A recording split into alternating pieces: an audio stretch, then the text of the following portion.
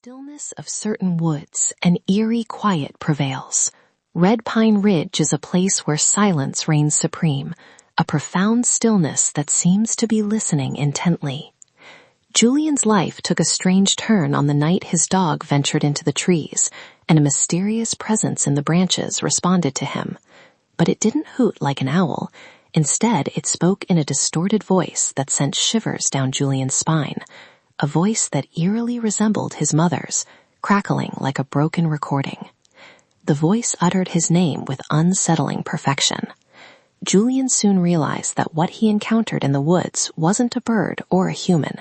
It was something that had been attentively listening to him for weeks, studying his voice and practicing its response. Today, we're sharing the haunting tale of the night the forest learned Julian's name and decided to use it, blurring the lines between the natural and the supernatural. This is 9 Lives of Fear. The stillness of Red Pine Ridge was oppressive, a deliberate absence of sound that felt like a physical presence. It wasn't just the quiet of a forest, it was a vacuum of noise, a heavy blanket that suffocated the land.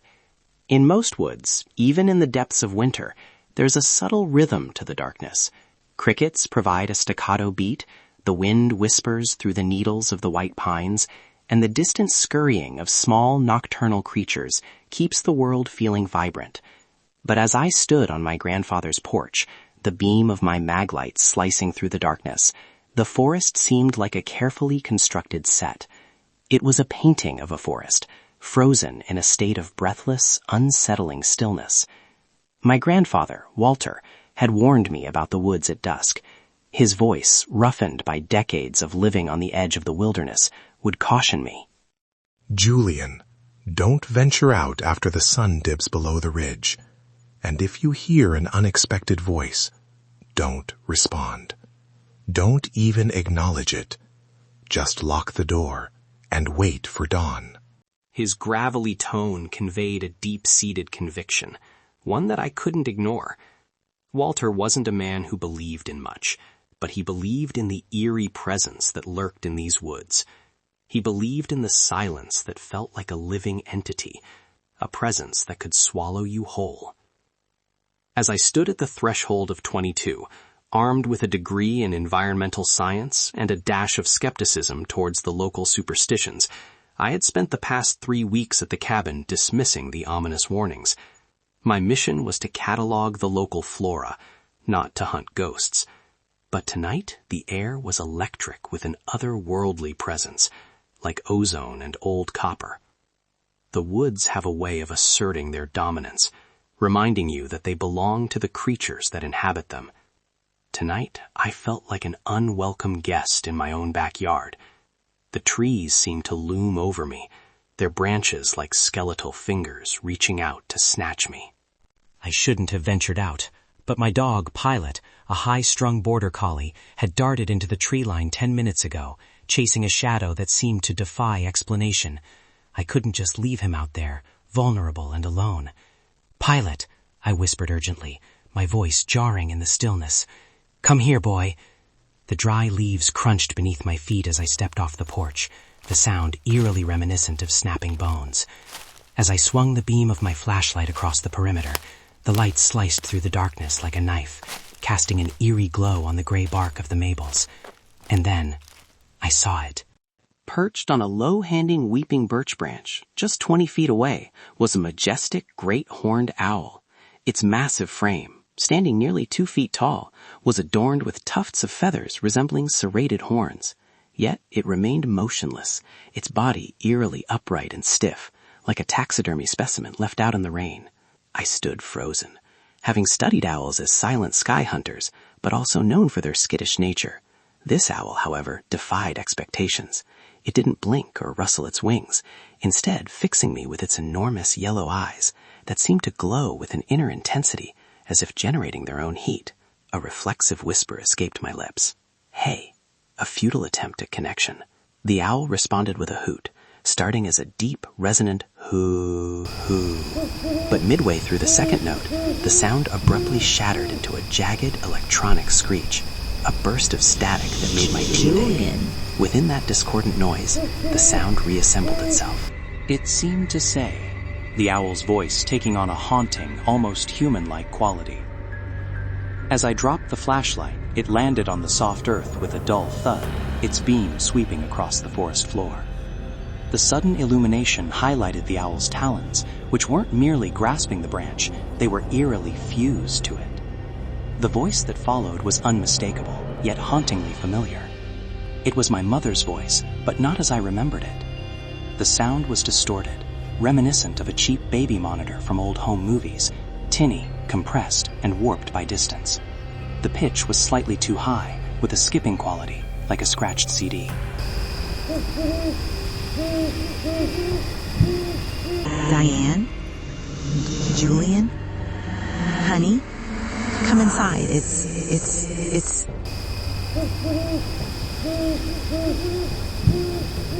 The voice faltered, repeating the word "it's" in a rhythmic loop, similar to the steady hum of a helicopter blade. The owl's head tilted, its movement unsettlingly fluid. It didn't stop at a 90-degree angle.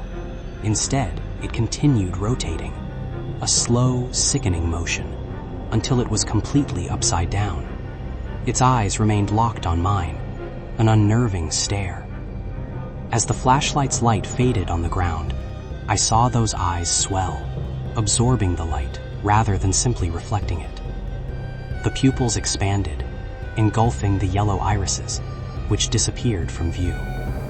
A chill, sharp and intense, finally cut through my paralysis. I took a step back, my hands shaking as I struggled to grasp the maglite. Without taking my eyes off it, I managed to pick it up. Every instinct, every primal urge, screamed in unison. Don't look away. I fumbled for the light and swung it back toward the branch. But to my relief, it was empty. The voice faltered, repeating the word "it's" in a rhythmic loop, similar to the steady hum of a helicopter blade. The owl's head tilted, its movement unsettlingly fluid. It didn't stop at a 90-degree angle. Instead, it continued rotating, a slow, sickening motion, until it was completely upside down. Its eyes remained locked on mine, an unnerving stare. As the flashlight's light faded on the ground, I saw those eyes swell, absorbing the light rather than simply reflecting it. The pupils expanded, engulfing the yellow irises, which disappeared from view. A chill, sharp and intense, finally cut through my paralysis. I took a step back, my hands shaking as I struggled to grasp the maglite. Without taking my eyes off it, I managed to pick it up. Every instinct, every primal urge, screamed in unison. Don't look away. I fumbled for the light and swung it back toward the branch. But to my relief, it was empty. My heart pounded against my ribs like a trapped bird. I turned toward the cabin, the porch light a warm amber haven in the distance. I broke into a trot, then a run. "Pilot!" I called out, my voice cracking with fear. The canopy above me erupted into a cacophony of sounds. It was no longer just my mother's voice. It was a chorus of fragmented voices. I heard my father's laughter, but it was broken into disjointed pieces. I heard Derek ask, "See, that did." but the words were jumbled and distorted. "See, you see?" As I stood there, the cacophony of sounds enveloped me, emanating from every direction. The trees to my left, the thicket to my right, and even above my head. The experience was disorienting, like navigating a labyrinth of sound. The voices blended and layered, creating a wall of white noise that was both overwhelming and mesmerizing. Suddenly, a loud thud echoed from behind me, causing me to spin around. My flashlight beam jerked wildly, casting eerie shadows on the surroundings. That was when I saw it. The owl, perched on a nearby stump, its piercing gaze fixed on me. It had followed me, yet I hadn't detected a single wing beat. Now it was closer, a mere 10 feet away. The owl's beak began to move in a strange, strange, unnatural way. It didn't simply open and close its mouth like a typical bird.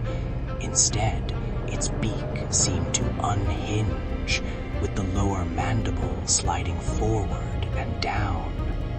This movement stretched the skin on its face, eerily mimicking human lips and jaw movements. The owl looked like a biological machine, struggling to solve a puzzle it couldn't comprehend. In a voice that sent shivers down my spine, the owl spoke. The temperature is dropping, and the salt, the water, for the blue shoes. The words were fragmented, yet they seemed to carry a strange significance, leaving me wondering what they truly meant. The air was thick with the cacophony of voices, my father's deep baritone entwining with Derek's frantic tone, creating a disorienting mosaic. It was assimilating snippets from every conversation I'd had in the cabin over the past 3 weeks, meticulously weaving them into a chaotic tapestry. The entity had been listening, recording, and now it was responding. "Back off!" I shouted, wielding the heavy metal flashlight like a club, desperate to defend myself. The creature remained unfazed, its presence seeming to grow more menacing. It took a long, wet breath, the sound eerily reminiscent of someone inhaling through a straw. Then it produced a sound that shattered my composure, leaving me frozen in terror. It was my own scream, replayed with perfect clarity, as if the creature had captured and amplified my deepest fear. Not a mere imitation, but a high-fidelity recording of my raw, anguished cry. Panic set in, and I turned to sprint towards the cabin, my heart racing with every step. The woods seemed to close in around me, the trees looming like sentinels, their branches grasping at my jacket like skeletal fingers. Every time I stumbled into a shadowy patch, I felt a rush of air, a heavy presence narrowly missing my shoulders, as if the very darkness itself was hunting me. As I was 20 yards from the porch, disaster struck. My foot caught on a gnarled root, as thick as a human thigh, and I tumbled to the ground. The fall was brutal, leaving me winded and disoriented. My flashlight slipped from my grasp, skidding across the dirt before coming to rest under a fallen log, its beam futilely illuminating the underbrush. I let out a pained groan, rolling onto my back as I struggled to catch my breath. The forest, which had been alive with the eerie, distorted voices, suddenly fell silent. The stillness was oppressive, punctuated only by the sound of my own ragged breathing.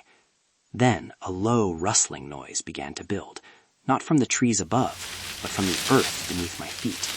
The sound grew louder, and I felt a jolt of fear as something landed with a heavy thud just 5 feet away from me. The impact was unmistakable. It was too substantial to be a bird. I frantically scrambled backward on my elbows, my eyes slowly adjusting to the darkness. As the creature emerged into the faint light spilling from the cabin's porch, its avian illusion crumbled, revealing a being that was both fascinating and terrifying. Up close, it was clear that this was no ordinary bird. Its size was that of a large dog, but its body proportions were unsettlingly off-kilter. What initially appeared to be feathers were in fact long, matted strands of coarse, dark hair, eerily similar to a wet dog's fur, but stiff and sharp to the touch. The absence of wings was jarring, replaced by elongated, spindly limbs that were tightly pressed against its torso, terminating in those grotesque fused talons. Its face was a twisted parody of avian features. The large yellow eyes gleamed with an otherworldly intelligence, but it was the beak that was truly disturbing, a jagged, bony protrusion that seemed to shift and contort, as if searching for a shape that could contain its malevolent presence. The creature drew closer, its movements a jerky series of micro-adjustments, reminiscent of a digital character with flawed animation. Its head jerked from side to side in a staccato motion, as if struggling to find a fluid pace. It halted mere inches from my boots, and I could feel my heart racing, my breath coming in short, ragged gasps, as I pressed my back against the cold earth. My eyes were fixed on the creature, unable to look away from the horror that it presented. The creature leaned forward, its bony beak retracting to reveal a wide, dark mouth filled with rows of needle-thin teeth. Yet, despite the apparent intent, it did not bite. The creature's head cocked to one side, mirroring my own look of sheer terror. As it began to speak, the glitchy interference vanished, leaving behind a surprisingly clear tone. The static, distortion, and layering effects all disappeared, revealing a voice that was unmistakably familiar. It was my own voice, reproduced with eerie precision. The same voice I heard in my mind when I thought, and the one that came through the microphone when I spoke. The clarity was uncanny, a perfect replica, as I stood frozen. The voice, low and raspy, sent shivers down my spine. It was a sound that didn't belong in my home, a sound that made my skin crawl. "I've been practicing," the voice said, echoing off the walls. The words dripped with an unsettling confidence, a pride that was both captivating and terrifying. I recalled the earlier encounter, the creature's unnatural calmness as it spoke those same words. It was a student's pride in a finished project, not a predator's menacing growl. My heart still racing, I remembered the desperate struggle. I had kicked out with all my might, my boots connecting with a sickening thud. The creature had stumbled back, emitting a cacophony of sounds, a dog's yelp, a car horn's blare, a woman's laughter. I didn't hesitate. I sprinted toward the porch, scrambling up the stairs and bursting through the door. I slammed it shut behind me, the deadbolt clicking into place as I leaned against it, panting. The silence outside was oppressive, punctuated only by the sound of scratching above. It wasn't the light, cautious movement of an animal. It was the heavy, deliberate dragging of something across the roof. The sound seemed to be getting closer, and then a voice emerged from the chimney, echoing down into the cold, dark fireplace. The eerie silence was shattered by a faint voice calling out, "Julian, are you in there? I think I found Pilot." Derek's voice, laced with a mix of concern and urgency. However, the voice suddenly warped and distorted, taking on a surreal quality. "Julian, honey, the blue shoes, practicing. I've been.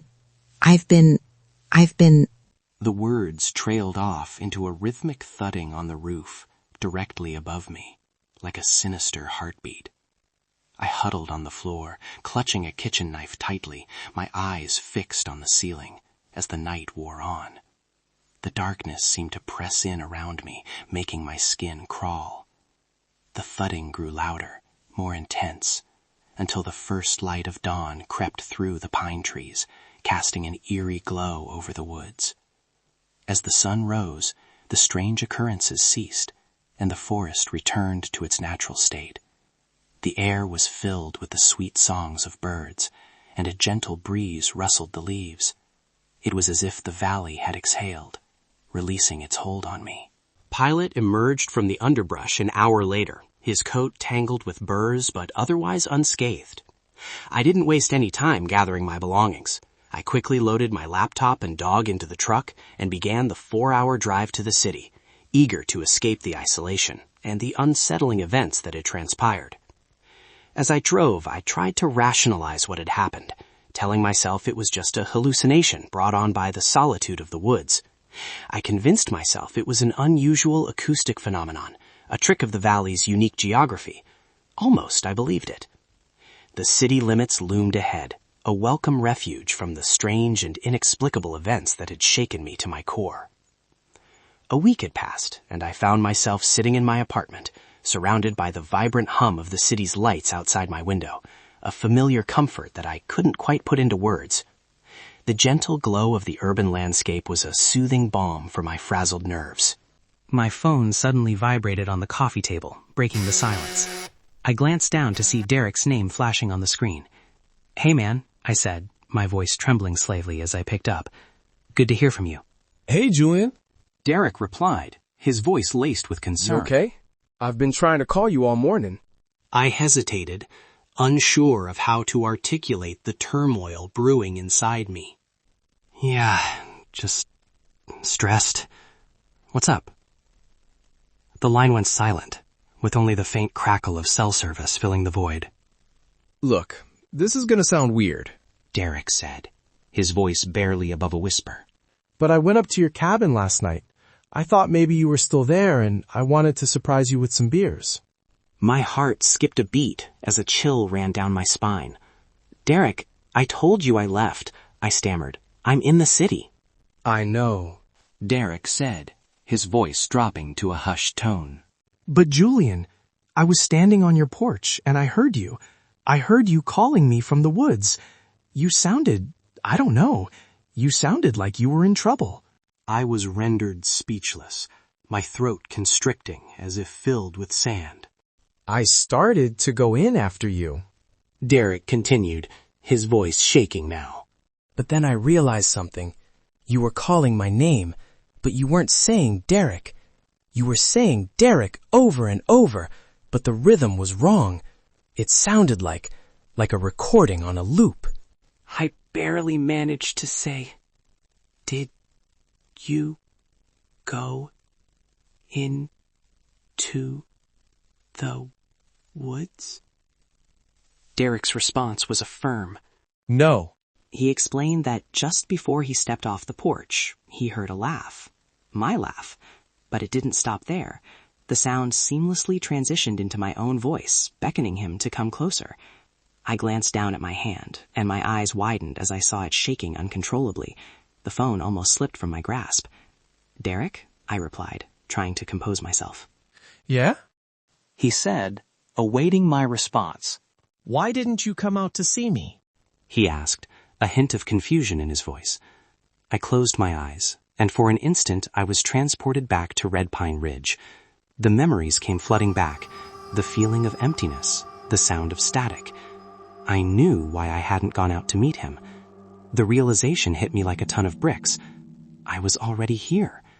This meant that the entity in the woods no longer needed to mimic my name. It had mastered it.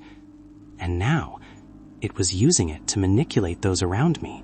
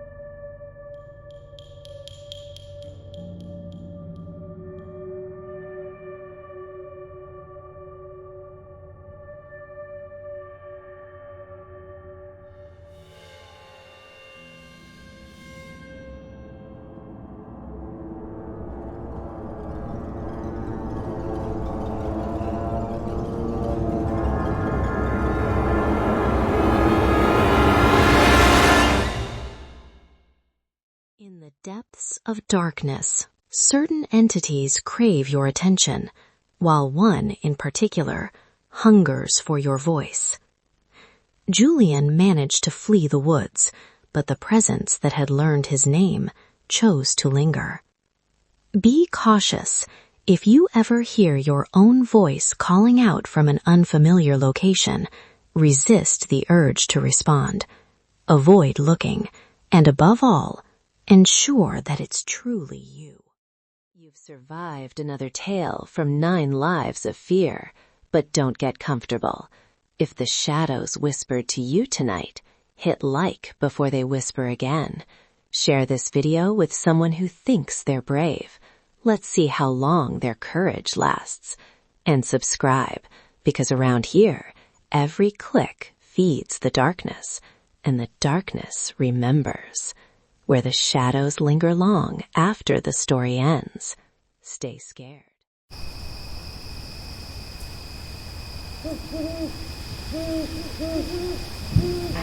I've been practicing.